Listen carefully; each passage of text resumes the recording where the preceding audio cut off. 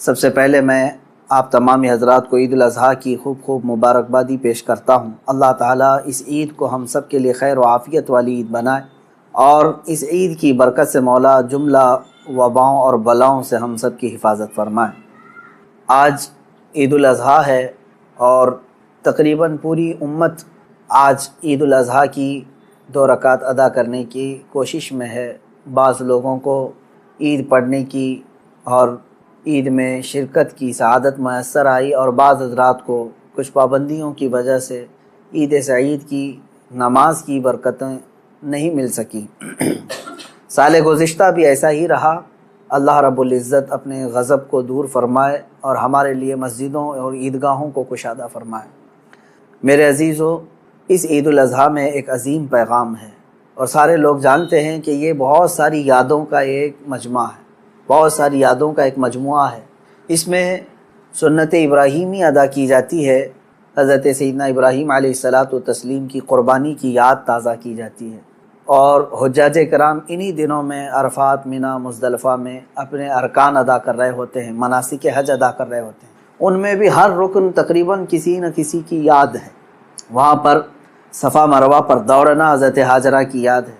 منی میں مذبح میں جا کر حضرت ابراہیم علیہ السلام کی قربانی کی یاد حجاج کرام تازہ کرتے ہوئے اپنے بکروں کی اور جانوروں کی قربانیاں پیش کرتے ہیں، کنکریاں مارتے ہیں، یہ حضرت ابراہیم علیہ السلام کی یاد ہے۔ عرفات میں قیام کرتے ہیں، میرے آقا صلی اللہ تعالیٰ علیہ وسلم کی سنت پر مزدلفہ میں آتے ہیں، کنکریاں چنتے ہیں، رسول پاک صلی اللہ علیہ وسلم کی ادا ہے۔ تقریباً یوں سمجھ لیں کہ حج مبارک بہت ساری یادوں کا ایک مجموعہ ہے، اور امت کو یہ یادیں ٹرانسفر کرتے رہنا چاہیے، منتقل کرتے رہنا چاہیے۔ لوگ یہ سمجھتے ہوں گے کہ ہر عید، بقرعید پر، عید الاضحیٰ پر یہی ابراہیم و اسماعیل علیہ السلام کے قصے اور ان کے واقعات کیوں سنائے جاتے ہیں۔ میں کہتا ہوں مسلمانوں پر یہ واقعات سنانا واجب ہے، اخلاقی واجب ہے۔ اس کی وجہ یہی ہے کہ وہ اپنی آنے والی نسلوں کو یہ یادیں تازہ کرتے رہیں، اور ان تک یہ تمام روایات اور سنتیں نقل کرتے رہیں۔ ہمارے دین کا سب سے بڑا خاصہ یہی ہے کہ یہ تواتر سے چلا ہے۔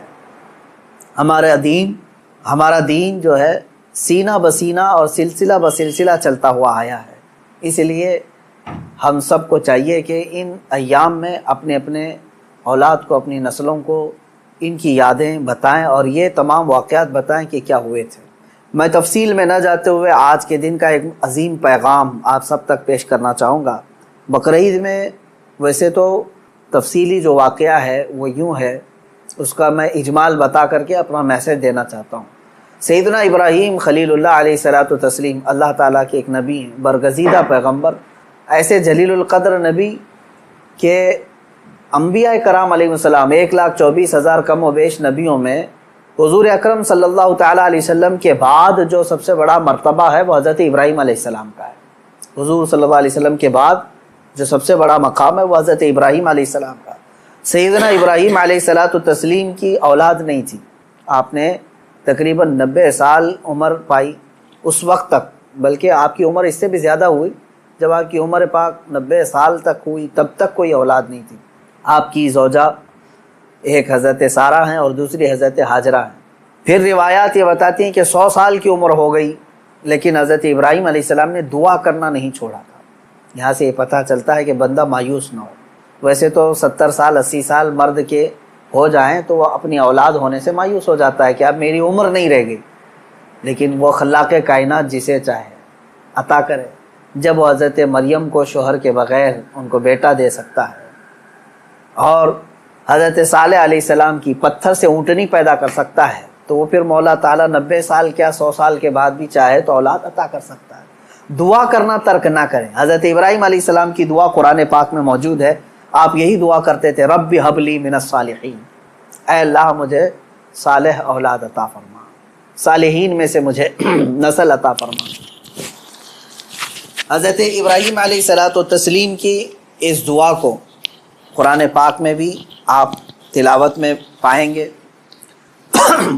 حضرت ابراہیم علیہ الصلاۃ والتسلیم کی اس دعا کو اللہ تبارک و تعالیٰ نے قبول فرمایا، اور پھر اللہ تعالیٰ نے ارشاد فرمایا کہ ہم تمہیں ایک بیٹا عطا کرتے ہیں۔ وہ کیسے معاملات ہوئے یہ بھی دیکھیے۔ حضرت ہاجرہ حضور حضرت ابراہیم علیہ السلام کی اہلیہ وہ گھر میں موجود ہیں، کچھ فرشتے آئے اور فرشتوں نے آ کر کے بشارت دی کہ اللہ تبارک و تعالیٰ تمہیں بیٹے سے نوازنے والا ہے۔ تو کہنے لگی کہ میں اتنی بوڑھی ہو گئی ہوں، ان کی خود کی عمر 90 سال کے اوپر کی تھی، کہا اتنی بوڑھی ہو گئی ہوں، کیا مجھے بچہ ہو سکتا ہے؟ فرشتوں نے کہا ہاں، اللہ تبارک و تعالیٰ جو غالب حکمت والا ہے وہ چاہے تو ہو سکتا ہے۔ تو پھر اللہ تبارک و تعالیٰ نے یہ بشارت دی اور بڑھاپے میں حضرت ابراہیم علیہ السلام کو بیٹے کی بشارت سے نوازا، اور اس کے بعد حضرت اسماعیل علیہ السلام کی ولادت ہوئی۔ چند دنوں کے بعد، چند سالوں کے بعد حضرت سارہ سے حضور حضرت ابراہیم علیہ السلام کو دوسرے بیٹے بھی ہوئے، حضرت اسحاق علیہ السلام، یعنی اسی عمر میں۔ اور یہ وہ لوگ ہیں، یہ دو بیٹے ایسی عمر میں ہوئے۔ اب یہاں بتاتا ہوں میں آپ کو صبر کا اور استقامت کا پھل کتنا عظیم ہوتا ہے۔ 100 سال تک ابراہیم علیہ السلام صبر کرتے رہے اولاد کو، اور اس کے بعد اللہ نے اولاد دیا، 2 بیٹے تھے، ایک اسماعیل علیہ السلام اور دوسرے اسحاق علیہ السلام۔ ان دونوں نبیوں کے بارے میں اگر میں آپ کو بتاؤں، اسحاق علیہ السلام وہ نبی ہیں، حضرت ابراہیم علیہ السلام کے وہ بیٹے ہیں جن کو اللہ نے نبی بھی بنایا، اور ان کی نسل میں 30,000 سے زیادہ نبی پیدا کیے تقریباً۔ بنی اسرائیل پوری نسل جو ہے وہ اسحاق علیہ السلام کی نسل ہے۔ اسحاق علیہ السلام کے بیٹے یعقوب علیہ السلام، یعقوب علیہ السلام کے بیٹے یوسف علیہ السلام، یہاں سے پوری بنی اسرائیل چلی، اس میں ہزاروں نبی آئے۔ ابراہیم علیہ السلام کو ایک بیٹے اسحاق علیہ السلام کی نسل میں سارے نبی عطا کیے، اور دوسرا بیٹا جو اسماعیل علیہ السلام عطا کیے، ان کی نسل میں تو سید الانبیاء حضور صلی اللہ علیہ وسلم آتا ہے، محمد الرسول اللہ صلی اللہ علیہ وسلم علیہ افضل التحیت و اکمل التسلیمات۔ تو یہ حضرت ابراہیم علیہ السلام کی دعا کا نتیجہ تھا، اور صبر اور استقامت کا۔ آج جو مجھے پیغام دینا تھا وہ یہی ہے، میں نے آیت کریمہ بھی خطبے میں یہی پڑھی۔ بے شک وہ لوگ جنہوں نے یہ کہا اللہ ہمارا رب ہے، ان الذین قالوا ربنا اللہ، بے شک وہ لوگ جنہوں نے کہا اللہ ہمارا رب ہے، ثم استقاموا، پھر اس پر جم گئے، یہ ہے استقامت۔ استقامت کہتے ہیں ڈٹے رہنا، جمے رہنا۔ اب اس کے متعلق جو قرآن کہتا ہے تتنزل علیہم الملائکہ، ان پر اللہ تعالیٰ فرشتے اتارتا ہے۔ کیا کہتے ہوئے آتے ہیں فرشتے؟ اللہ تخافوا ولا تحزنوا، گھبراؤ مت، ڈرو مت، ہم تمہیں وہ بشارت دینے آئے ہیں جس جنت کا اللہ نے تم سے وعدہ کیا ہے۔ تھوڑے دن اور باقی رہو، تھوڑے دن اور جمے رہو، اور ڈٹے رہو۔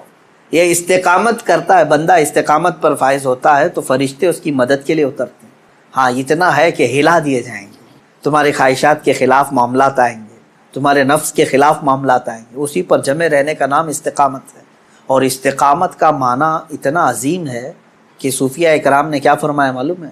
الاستقامت فوق الکرامت، عربی میں فرمایا استقامت جو ہے یہ کرامت سے بھی بڑھ کر کے ہے۔ لوگ کہتے ہیں نا کرامت، کرامت کا مطلب اکثر لوگوں نے ہی سمجھا کہ وہ انہونی چیز دکھانا، یعنی جو ایسی چیز جو کو دیکھ ہی نہیں پائے، ہوا میں کوئی اڑ کے دکھا رہا ہے، پانی پہ کوئی چل کے دکھا رہا ہے، تو اس کو بہت سارے لوگ کیا سمجھتے ہیں؟ یہی کرامت ہے۔ محیر العقول چیزیں، یعنی جو عقل کو عاجز کر دیں۔ اور فرمایا گیا ان کرامتوں سے سب سے بڑھ کر کے استقامت ہے، یعنی شریعت پر جمے رہنا، ڈٹے رہنا۔ میں اس پر آتا ہوں، حضرت ابراہیم علیہ السلام کے اس واقعے کو میں مختصر کرتا ہوں۔ بیٹا ہوا، 100 سال تک صبر کرنے کے بعد پھر اللہ تبارک و تعالیٰ نے امتحانات ایسے لیے کہ ابراہیم علیہ السلام کو ترک وطن کرنا پڑا ہے، یعنی آپ کا ایک شہر جو ہے بابل تھا، عراق، واقعہ تفصیل سے آپ کو پھر کبھی، وہاں آپ کو ہجرت کرنا پڑا، وہاں سے وطن چھوڑ دیا آپ نے، آپ کو جان کی بازی بھی لگانی پڑی، آگ میں آپ کو ڈالا گیا ہے، جان کے ساتھ بھی آپ کا امتحان ہوا، اس میں بھی آپ استقامت پر تھے۔ جب آپ کو نمرود آگ میں پھینک رہا تھا، جبرائیل علیہ السلام آئے اس وقت اور پوچھنے لگے الک حاجت یا خلیل اللہ، اے اللہ کے خلیل کوئی حاجت ہو تو بتائیں۔ تو حضرت ابراہیم علیہ السلام آگ میں پھینکے جا رہے ہیں، اس وقت بھی کیا کہتے ہیں؟ ہاں ہے حاجت لیکن اللہ سے، میرا مولا میرے ساتھ ہے۔ یہ استقامت اور توکل کا اعلیٰ درجہ۔ تیسرا جو ہوا آپ کے ساتھ وہ اولاد، اور آپ کو یہ بھی میں بتا دوں کہ اب اولاد دیا اللہ تعالیٰ نے، پھر حکم یہ فرمایا، خواب میں حضرت ابراہیم علیہ السلام کو یہ کہا گیا کہ آپ اپنے بیٹے کی قربانی دیں اللہ کی بارگاہ۔ لیکن ابراہیم علیہ السلام نے خواب میں دیکھا تو اس کے بدلے میں آپ نے جانتے ہیں تقریباً آپ نے 100 اونٹوں کو ذبح کر دیا، اونٹ ذبح کیے، شاید اس خواب کی تعبیر یہ ہو۔ دوسرے دن پھر خواب وہی آیا، پھر آپ نے ذبح کیے، تیسرے دن پھر خواب آیا، تب آپ نے یقین کے ساتھ یہ فرمایا کہ مجھے میرے بیٹے اسماعیل کی ہی قربانی کا حکم دیا جا رہا ہے۔ پھر حضرت ابراہیم علیہ السلام، یعنی اونٹوں کے ذبح کرنے میں مال بھی تو کتنا قربان ہوا۔ تو اب میں جو بتانا چاہ رہا ہوں، اب وہ آخری بات سنیں۔ اسماعیل علیہ السلام کو بلایا اپنے قریب، جب ابھی حضرت اسماعیل علیہ السلام کی عمر پاک شباب کو نہیں پہنچی تھی، جوانی کے قریب آ رہی تھی۔ بلا کر کے کہنے لگے کہ انی ارا فی المنام انی اذبحک، اے اسماعیل میں نے خواب میں دیکھا ہے اور اللہ کا حکم یہ پایا ہے کہ میں تمہیں ذبح کر رہا ہوں، تم کیا کہتے ہو؟ حضرت اسماعیل علیہ السلام نے کیا کہا؟ یا ابت افعل ما تؤمر ستجدنی انشاء اللہ من الصابرین، اے میرے والد گرامی، آپ کو جس بات کا حکم دیا گیا ہے وہ کر جائیے، آپ انشاءاللہ آپ مجھے صبر کرنے والا پائیں۔ اسماعیل علیہ السلام بیٹے کو کوئی یہ کہے، اب یہ اسی کے لیے شاعر نے یہ کہا ہے، یہ مکتب کی کرامت تھی کہ فیضان نبوت تھا، سکھائے کس نے اسماعیل کو آداب فرزندی۔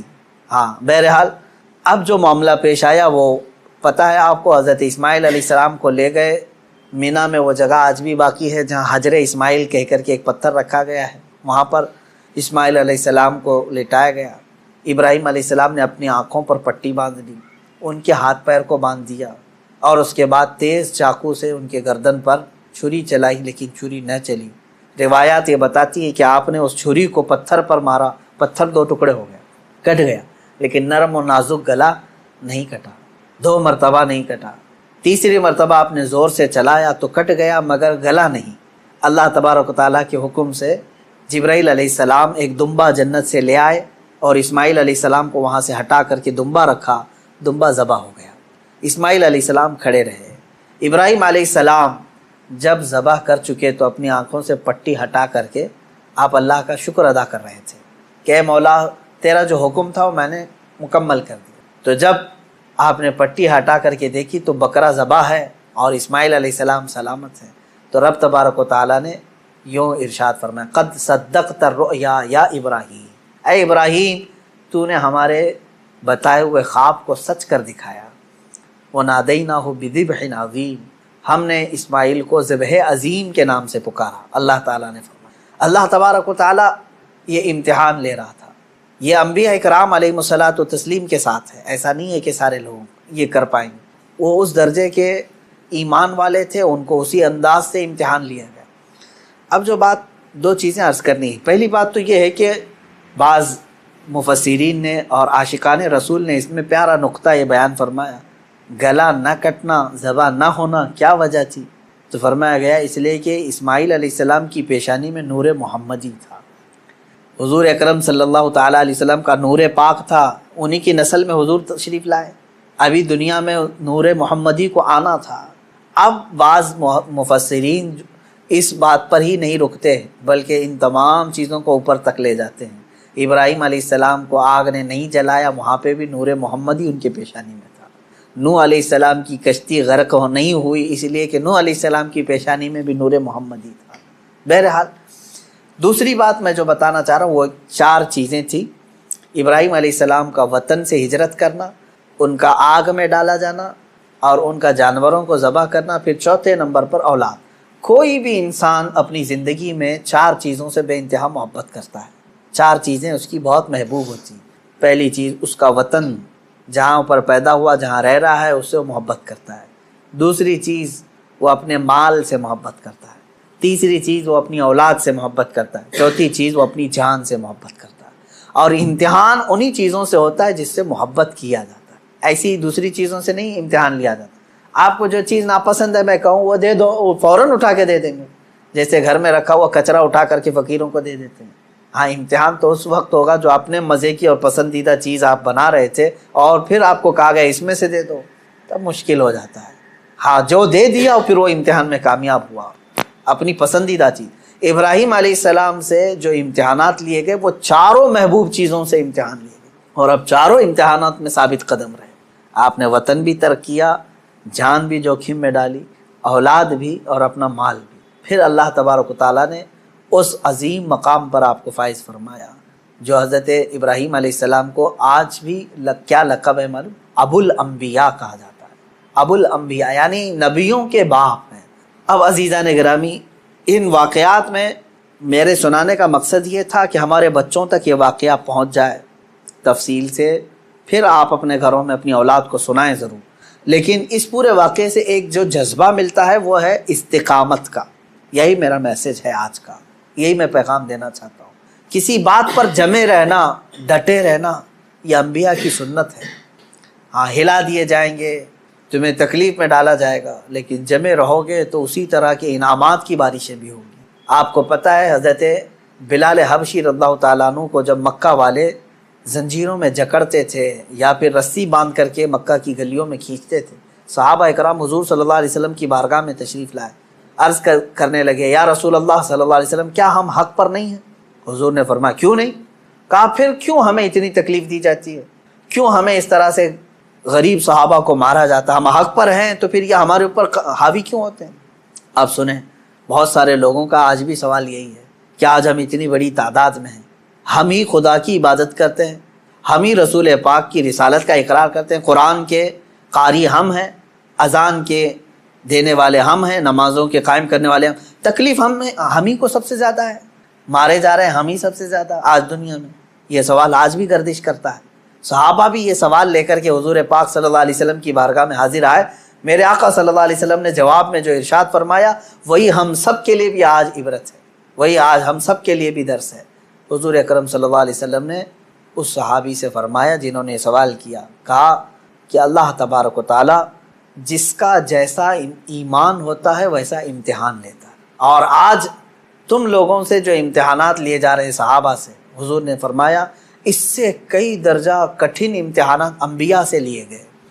حضور اکرم صلی اللہ علیہ وسلم نے ارشاد فرمایا انبیاء میں سے بعض وہ نبی ہیں جیسے حضرت زکریا علیہ السلام, یہودیوں نے ان کے قتل کا منصوبہ بنایا اور ان کے پیچھے لگ گئے, یہاں تک کہ آپ جان چھڑاتے ہوئے ایک جگہ ایسے آئے, اللہ کے نبی ہیں, ایک درخت کے قریب آئے, درخت سے کہا کہ تو پھٹ جا میں تیرے اندر داخل ہوتا ہوں.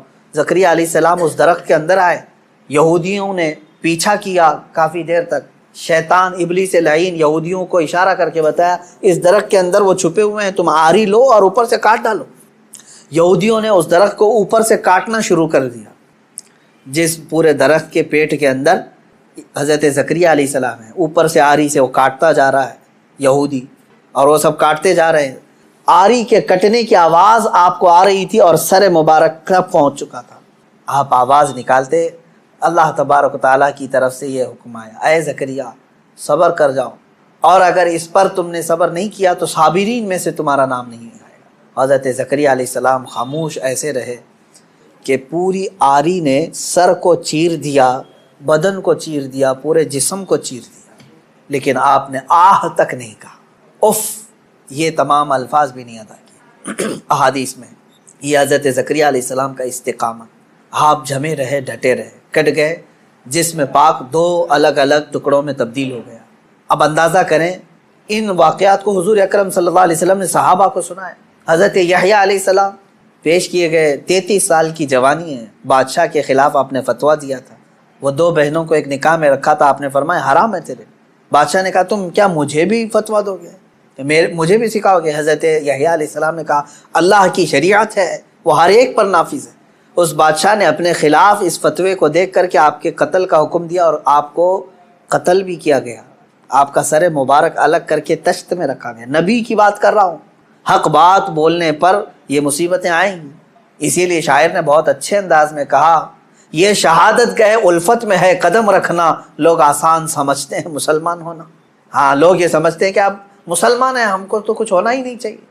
اگر کچھ ہونا ہی نہیں چاہیے تو پھر تم جو ہے بہت عیش و عشرت میں رہ رہے ہو, اور اپنے ایمان کی خیر لو, تم گزارے جاؤ گے. اگر امتحانات سے تو اللہ رب العزت کا شکر بجا لانا کہ ہاں تمہارا ایمان سلامت ہے, اور اللہ تبارک و تعالیٰ تمہارا ایمان بلند کرنا چاہتا ہے. کیا اصحاب کہف نہیں آزمائے گئے؟ اصحاب کہف 7 لوگ تھے, ایمان چھپائے ہوئے تھے, اور بادشاہ سے ڈر کر کے پھر وہ اپنا شہر چھوڑ کر کے نکل پڑے. تو جس غار میں وہ جا کر پناہ لیے, بادشاہ نے ظلماً ان کے اوپر دیوار بنا دیا, ان کی قبر بنا دیا اسی میں. لیکن قرآن پاک آج بھی گواہی دیتا ہے, اللہ تعالیٰ ان استقامت پر قائم بندوں کو اللہ تعالیٰ نے ایسی فضیلت سے نوازا کہ آج تک وہ اپنے غار میں سوئے ہوئے ہیں.